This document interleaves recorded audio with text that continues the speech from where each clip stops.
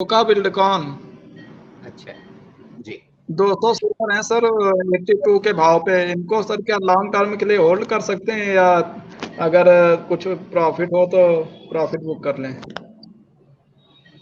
Ashoka Buildcon Sumesh जी।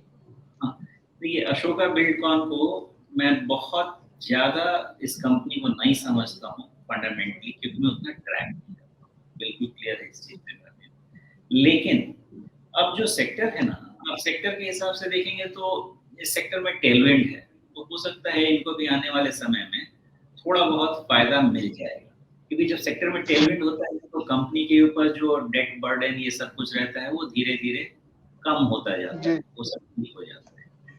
तो Ashoka Buildcon मेरे हिसाब से जितना कंफर्ट इन्फोसिस में रहेगा उतना अशोका बिल्डकॉन में नहीं रहेगा, मेरा अंदाजा है। इसलिए अशोका बिल्डकॉन को स्टॉप लॉस वाली स्ट्रैटेजी से रखेंगे तो ज्यादा बेहतर है। दो इसका आप क्वार्टरली रिजल्ट ट्रैक जरूर करिएगा और इसमें देखें कि फ्रेश लो बनता है कि नहीं बनता है, और वो करीब करीब 69-70 का है। जब तक ये पैटर्न वाला लो होल्ड करता है कोई दिक्कत नहीं है। अगर वो नहीं रहता है तो मुझे लगता है ये उतना सेफ नहीं रहेगा होल्ड करना जितना सेफ इन्फोसिस।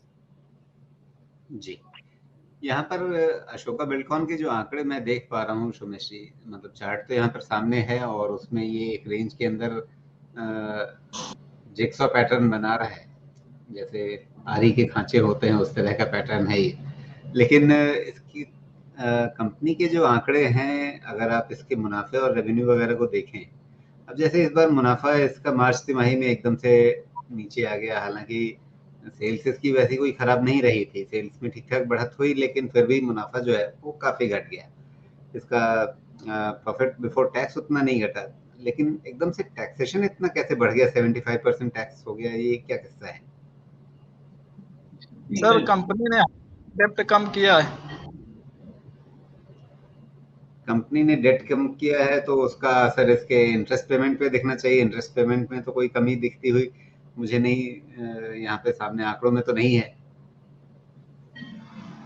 ये फंडामेंटली इस कंपनी पे डिस्कशन के लिए एट दिस जंक्चर में क्वालिफाइड नहीं हूँ, इसलिए मैं उतना कमेंट नहीं कर पाऊंगा। लेकिन जितना मैं इसको समझता हूँ, इस कंपनी को मैं यही कह सकता हूँ कि फंडामेंटल इन्वेस्टमेंट के हिसाब से वो कंफर्ट नहीं रहेगा जो इन्फोसिस में है। लेकिन जो मैं सामने देख पा रहा हूँ ये भी है कि यहाँ से टर्न अराउंड हो सकता है सेक्टर टेलविंड के हिसाब से। तो मेरे हिसाब से ऐसा कोई खराबी नहीं है, अगर प्राइस लेवल लेके उसको प्रीएम्प्ट किया तो क्या खराबी है, बहुत क्लोज है, 69 बहुत दूर नहीं है मेरे ख्याल से। इसका क्लोज कहाँ पे है, इसका क्लोज 80 रुपीज है, तो 15% नीचे बहुत ज्यादा दूर थोड़ी है। लेकिन हाँ, उसके नीचे ये कंफर्म कर देगा कि जो भी होप बन रहे थे फंडामेंटल होप नहीं, जब तक वो है फंडामेंटल होप बनेंगे और ये कंसोलिडेशन में रहेगा। ऐसा नहीं है कि आपको कल ये रिटर्न दे देगा, एक दो क्वार्टर हो सकता है और कंसोलिडेट कम से कम करे और फिर ब्रेकआउट दे। ब्रेकआउट तभी मिलेगा जब आपको रिजल्ट से अच्छा करेगा।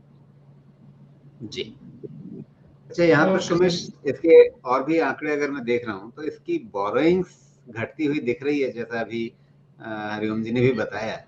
तो बोरोइंग्स के आंकड़े तो पिछले वित्त वर्ष के मुकाबले इस वित्त वर्ष में, मतलब 2022-23 में घटे हैं, लेकिन इसकी अदर लायबिलिटीज बढ़ी है। तो इसका क्या किस्सा हो सकता है? हालांकि आपने फिर कहा कि आपने बहुत इसको फंडामेंटली देखा नहीं, लेकिन एक बेसिक फैक्ट आपके सामने रख रहा हूँ कि बोरिंग घटी है, अदर लायबिलिटीज बढ़ गई है, इसका मतलब क्या होगा? देखिए, जैसे मैं नंबर्स पढ़ता हूँ वो बता दे रहा हूँ, बाकी आप समझने की कोशिश कीजिए।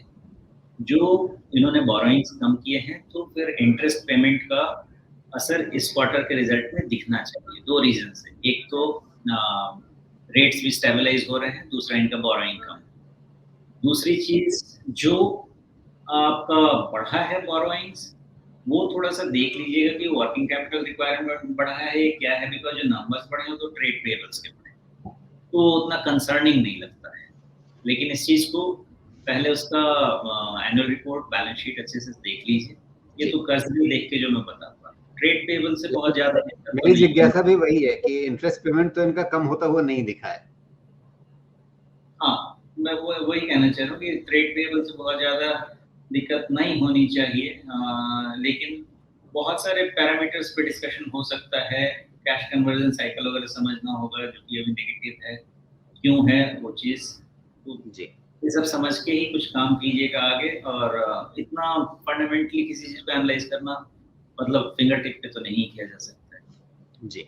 तो हरिओम जी, टेक्निकली किन लेवल्स को देखना है ये सोमेश जी आपको पहले ही बता चुके हैं, और फंडामेंटली मुझे लगता है कि थोड़ा आपको इसमें और पढ़ने लिखने की ज़रूरत पड़ेगी, और अगर संभव हुआ तो कोशिश करेंगे कि हम लोग फिर से कभी जब इस पर बात करें आगे तो और ज़्यादा इसकी बेहतर इन डेप्थ फंडामेंटल एनालिसिस कर पाएँ।